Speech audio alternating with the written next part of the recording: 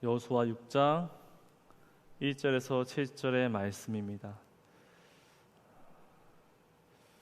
다 각자 있는 그 자리에서 우리 귀한 이 말씀을 우리 함께 한 목소리로 봉독하도록 하겠습니다. 이스라엘 자손들로 말미암아 여리고는 굳게 닫혔고 출입하는 자가 없더라.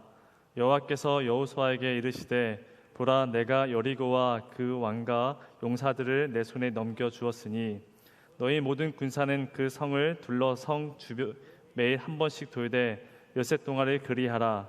제사장 7은 7 양갑 나팔을 잡고 언약궤 앞에서 나아갈 것이요 7번째 날에는 그 성을 7번 돌며 그 제사장들은 나팔을 불 것이며 제사장들이 양각 나팔을 길게 불어 그 나팔 소리가 너희에게 들릴 때에는 백성은 다 큰 소리로 외쳐 부를 것이라. 그리하면 그 성벽이 무너져 내리리니 백성은 각기 앞으로 올라갈지니라 하시매, 눈의 아들 여호수아가 제사장들을 불러 그들에게 이르되 너희는 언약궤를 메고 제사장 7은 양각 나팔 7을 잡고 여호와의 궤 앞에서 나아가라 하고, 또 백성에게 이르되 무장한 자들이 여호와의 궤 앞에서 나아갈지니라 하니라. 아멘. 오늘은 더 빌리빙 두 번째 시간입니다. 더 빌리빙 한 주 동안 그 효과가 있으셨습니까? 이번 주에 한 청년에게 카톡이 왔는데요. 제가 미리 말했는데 그 카톡의 내용을 좀 함께 읽어드리도록 하겠습니다. 목사님, 이번 주 설교 너무 좋았습니다. 비대면으로 예배를 집에서 드리게 되었는데요. 이유는 생략하고, 목사님, 빌리빙이란 보이지 않는 것을 믿으며 살아가는 거죠. 그동안 보이지 않던 것이 보이더라고요. 엄마의 사랑이 보였습니다. 엄마의 마음이 들렸습니다. 엄마의 수고가 느껴졌습니다. 아직 엄마에게 다가가지는 못했지만 이번 한 주 노력해 보려고 합니다. 비록 멀리 있지만 기도해 주세요, 목사님. 빌리빙을 잘 설명해 주었지요. 이 보이지 않는 것을 믿으며 살아가는 것을 빌리빙이라 말씀드렸습니다. 이 청년에게는 그동안 보이지 않던 것이 보였습니다. 바로 엄마의 사랑이었겠죠.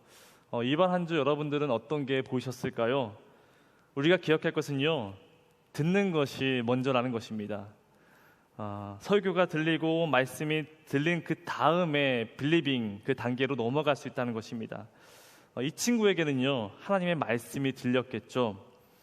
여러분도 반드시 하나님의 그 음성이 들려야 합니다. 라합이 그랬죠. 이방인이지만 여리고 사람이지만 하나님의 말씀이 들렸습니다. 그리고 그 믿음의 고백을 두 정탐꾼이 들었습니다. 또 그 두 정탐꾼의 그 하나님의 음성을 이어서 여호수아가 들었습니다. 듣는 겁니다. 오늘도 이 시간에 하나님의 그 음성이 들려지기를 소망합니다. 오늘은 그 두 번째 믿음의 버튼입니다. 정탐 이후로 이 믿음의 시작을 하게 된 여호수아와 또 이스라엘 백성들은 오늘 이 사건이 너무나 중요할 겁니다. 평생 잊지 못할 사건이겠죠. 이제는요, 준비 단계가 아닙니다. 시뮬레이션이 아니라 이제 실전입니다. 전쟁을 하게 되는 그 첫 전쟁에서 이들은 어떻게 승리하며 방법을 나아갔는지를 우리가 함께 살펴보았으면 좋겠습니다. 사실 그들에게 지금까지는요, 모든 것이 순조로웠습니다. 듣는 것에 반응했더니만 요단강이 열리게 된 것이고요. 그곳에 길갈에 돌을 세우고 할례를 행했더니 여호수아 하나님의 장군을 군대 대장을 만나게 된 것입니다. 들린 것에 내가 반응했더니 영적인 체험을 하게 된 것이죠. 이것을 보통 우리는 은혜라고 부릅니다. 은혜, 내 마음에 새로운 변화가 생기는 것을 우리가 은혜라 말하고 있죠.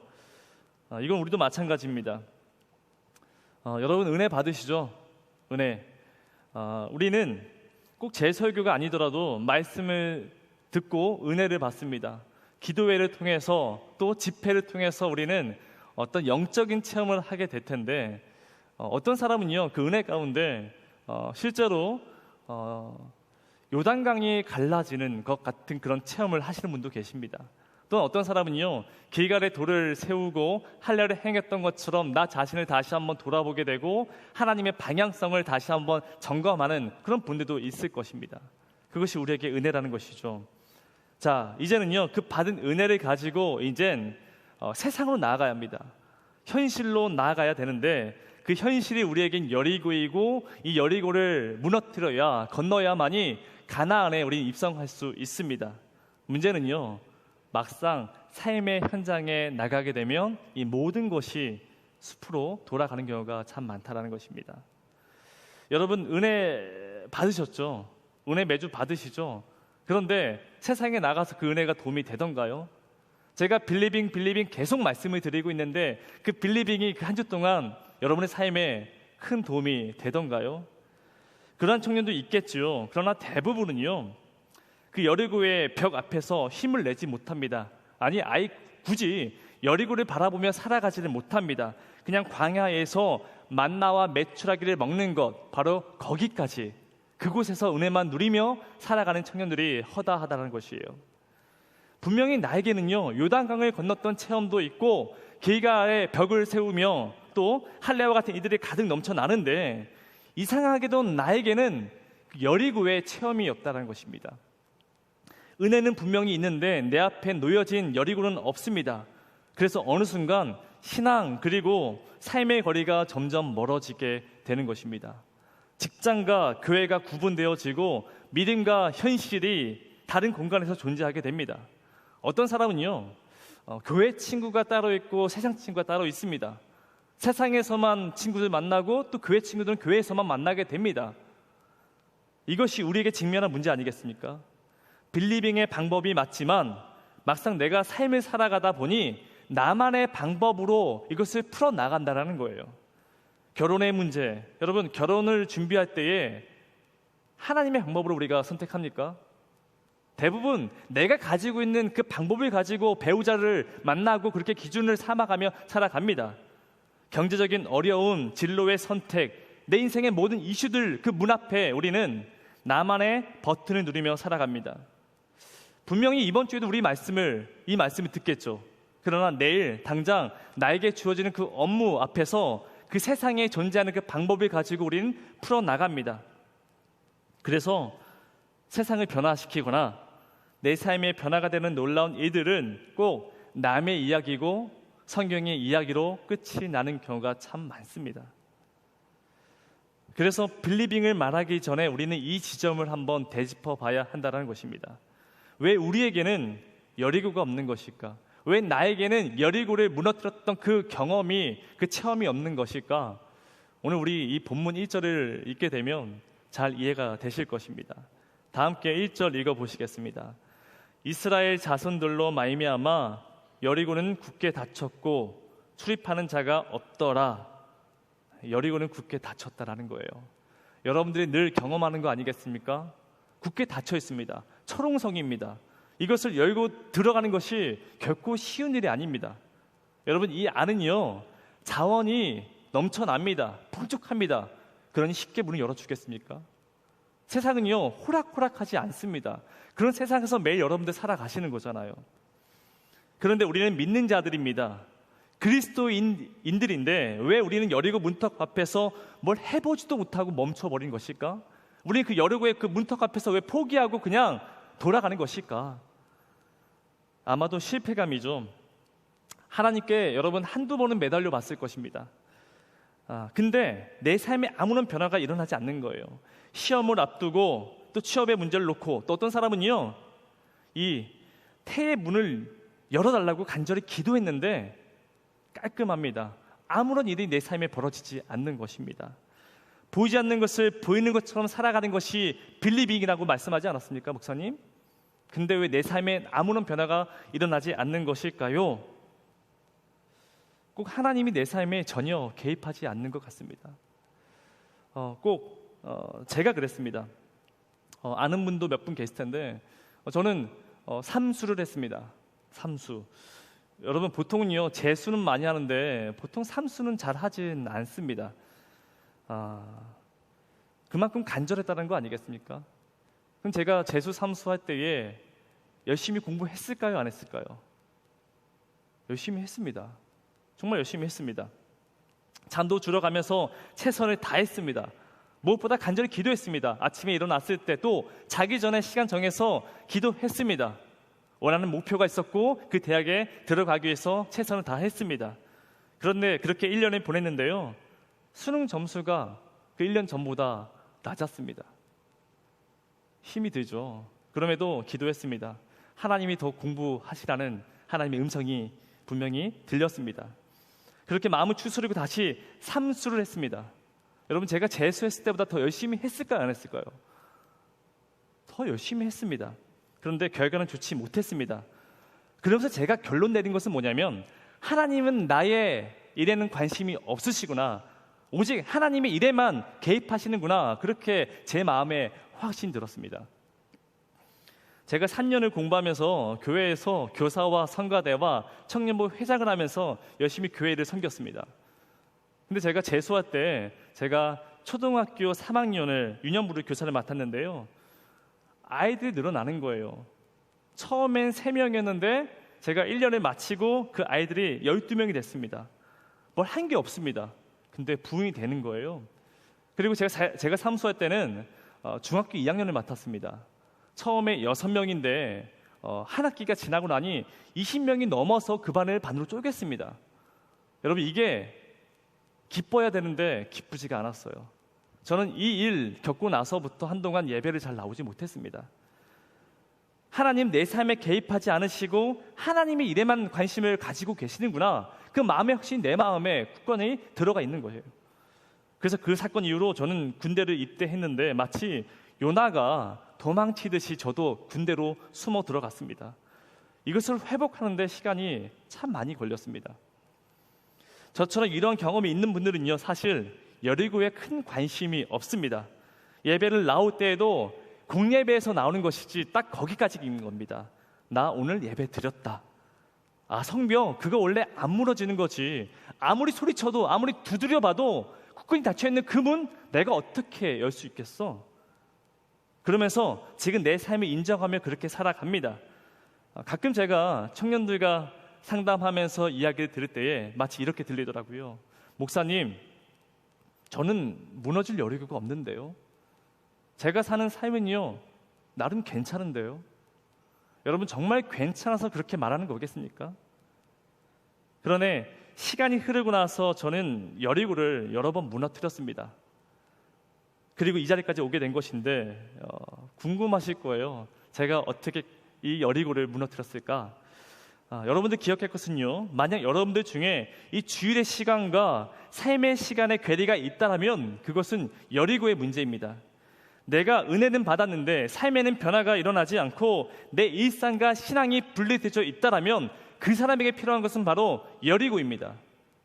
하나님은요, 여러분들의 삶에 개입하길 원하십니다. 하나님은 여러분들의 세상의 중심이 되기를 원하십니다. 하나님은 여러분을 통해서 세상을 변화시키기를 원하십니다. 그럼 우리는 어떻게, 어떤 방법으로 이것을 무너뜨리며 그 가나안에 들어갈 수 있을까? 하나님은 그 방법을 알려주시는데요, 3절 4절입니다. 너희 모든 군사는 그 성을 둘러 성 주위에 매일 한 번씩 돌되 엿새 동안은 그리하라. 제사장 7은 7 양갑 나팔을 잡고 언약궤 앞에서 나아갈 것이요, 7째 날에는 그 성을 7번 돌며 그 제사장들은 나팔을 불 것이며. 여리고를 무너뜨리는 그 첫 번째 명령이 바로 예배입니다. 뭔가 특별한 게 있을 줄 알았죠. 근데 굉장히 근본적인 이야기입니다. 예배를 드리라는 거예요. 이 말은 바로 삶에서 예배를 하라는 것입니다. 전쟁 중에 하나님이 그들에게 알려준 이 방법은요, 사실은 이스라엘의 전쟁이라 말하지만 신학에서는 이렇게 말합니다. 제의적 형식이라고 이것을 표현하고 있죠. 바로 예배를 말하고 있습니다. 매일 한 번씩 6번 돌고 마지막 7번째 날에는 7번 돌아라. 그 제사장은 나팔을 불 것이며, 이런 그림들이 바로 예배를 그려내고 있다는 것입니다. 그래서 여리고 앞에서 하나님이 그들에게 명령한 것은 예배자가 되라는 것입니다. 그런데 주일에 한 번 예배 드리는 것을 말하는 것이 아니에요. 여러분, 이들은 몇 번 돌았습니까? 7번 돌았습니다. 7은요 완전수죠. 그러니까 월화수목금토일 매일 삶 속에서 창조하신 그 하나님의 날, 월화수목금토일 매일매일 예배자로 살아가야 한다라고 말하고 있습니다. 역대하 20장에 보게 되면 이와 비슷한 사건이 기록되어 있는데, 이스라엘의 왕 이 여호사밧이 아람의 군대와 전쟁을 하고 있는데요, 백성들도 두려워하고 있지만 무엇보다 왕이 두려워하고 있습니다. 그러면서 금식하면서 하나님께 도움을 구하는데, 하나님이 그들에게 알려준 방법은 바로 22절인데요, 백성과 더불어 의논하고 노래하는 자들을 택하여 거룩한 예복을 입히고 군대 앞에서 행진하며 여호와를 찬송하여 이르기를. 아람의 군대 앞에서 하나님이 알려준 방법은요, 예배자가 되라는 것입니다. 이길 수 없는 세상과 전쟁에서 하나님이 하신 말씀은 나를 찬양하고 나를 예배하여라. 그렇게 그들은요, 그 명령 따라서 예배하고 찬양했습니다. 그랬더니 22절인데요, 여호와가 보병을 두어 그 아람의 군대들을 다 쓸어버립니다. 그래서 그 장소가 브라가 골짜기라 말하죠. 이 브라가는 찬양하다라는 뜻을 갖고 있습니다. 여러분, 여러분의 삶 가운데 뭔가 막혀 있다라면 예배를 드리시는 겁니다. 국군이 닫혀서 그 문이 열리지 않는다라면 예배 자리에 나오셔야 하는 것입니다. 저는 그런 은혜가 여러분들의 삶 가운데 가득 넘쳐나기를 소망합니다. 최근에 결혼한 어떤 커플이 이런 얘기를 하더라고요. 문제가 있을 때마다 둘이 함께 예배를 드린다라 말하고 있습니다. 여러분, 막혀 있다라면요, 포기하지 마시고 예배하라는 하나님의 음성일 수 있습니다. 그렇게 주일에 한 번 예배 드리는 것이 아니라 완전한 하나님의 창조의 그 날, 월화수목금토일 매일마다 예배를 드리시는 여러분들의 삶이 되기를 응원하고 축복합니다. 두 번째는, 하나님이 우리에게 알려주신 그 방법은 두 번째 바로 기도입니다. 이것도 굉장히 심플하죠. 10절을 보시게 되면 여호수아가 백성에게 명령하여 이르되 너희는 외치지 말며 너희 음성을 들리게 하지 말며 너희 입에서 아무 말도 내지 말라. 그리하다가 내가 너희에게 명령하여 외치라 하는 날에 외칠지니라 하고, 지금 주님은 여리고성 앞에 두 번째 명령을 하게 된 것인데, 그게 바로 뭐냐면요, 소리 내지 말라는 거예요. 3번을 강조합니다. 너희 입에 아무 말도 하지 말라는 것입니다. 여러분, 보통 영화를 보게 되면 전쟁할 때에 북을 치고 소리를 와 지르면서 어떻게 해요? 그 사기를 울리면서 전쟁을 하게 됩니다. 그게 전쟁인 거예요. 근데 주님은 뭐라 말씀하냐면 아무 말 하지 말라는 거예요. 이게 뭘 의미하는 것일까?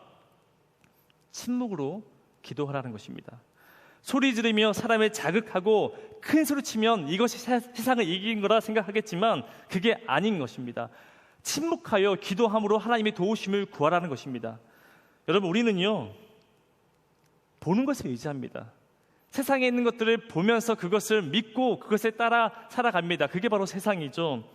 그래서 눈을 감지 않는 이상 우리는 그 세상을 의지하며 살아갈 수밖에 없습니다. 그래서 눈을 감고 우리는 들어야 합니다. 보는 것은요, 우리를 현혹시킬 수 있습니다. 하나, 듣는 것은 우리를 있는 그대로 들을 수밖에 없습니다.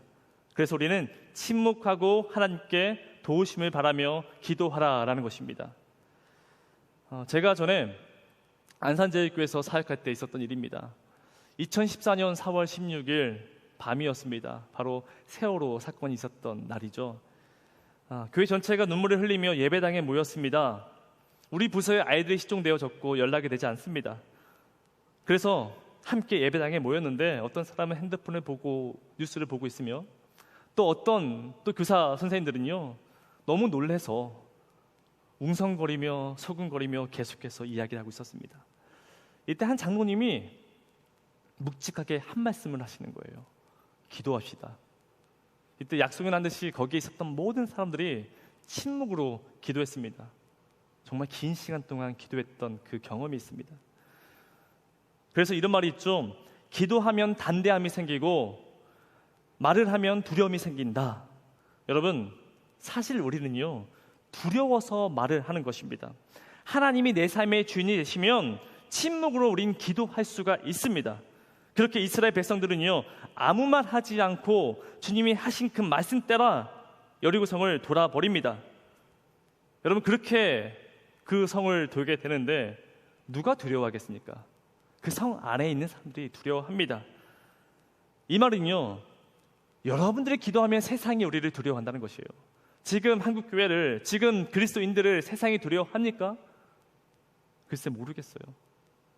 우리가 해야 할 것은요, 소리치면서 교회는 이런 곳이다, 이렇다 저렇다 소리를 내는 우리의 모습을 드러내는 것이 아니라 침묵으로 기도했을 때, 위기 가운데 우리가 침묵으로 기도했을 때에 세상이 우리를 두려워한다는 것입니다.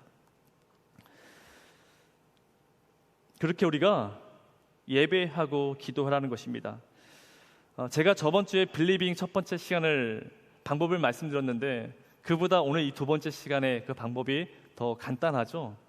예배하고 기도하라. 근데 여러분, 몇 번을 강조해도 이건 지나치지가 않습니다. 여러분들의 삶 가운데 굳게 닫혀서 어떻게 살아갈지 고민 중에 있으십니까? 예배하고 기도하시길 바랍니다. 그러면 내 안에 여리고가 무너지지 않으면 우리는 평생을 신앙 안에 갇혀서 세상에 나아갈 수가 없습니다. 그러면 어떻게 하겠습니까?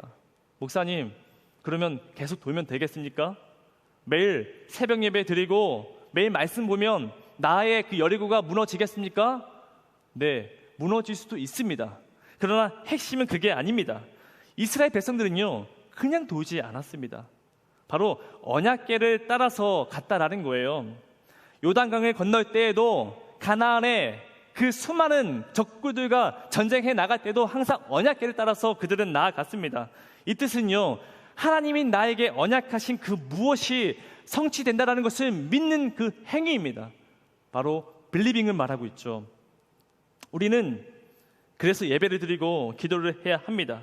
여리고의 성벽 앞에서 우리가 해야 할 것은 바로 예배이며 기도입니다. 그러나 그 중심에 뭐가 있다라고요? 언약궤가 있다라는 거예요. 그렇게 이스라엘 백성들은 언약궤를 따라서 7번을 돌았습니다. 여기서 제가 아까도 말씀드렸지만 이 7은요, 완전수이며 동시에 창조의 숫자를 의미하고 있습니다. 하나님이 세상을 창조하시고 지금도 운행하시는 하나님이 나에게 언약하신 그것을 이루실 것이다, 그 믿음을 가지고 7바퀴를 돌았다는 것입니다. 그렇게 돌았을 때에 어떤 일이 벌어져요? 여리고가 무너졌다는 것입니다.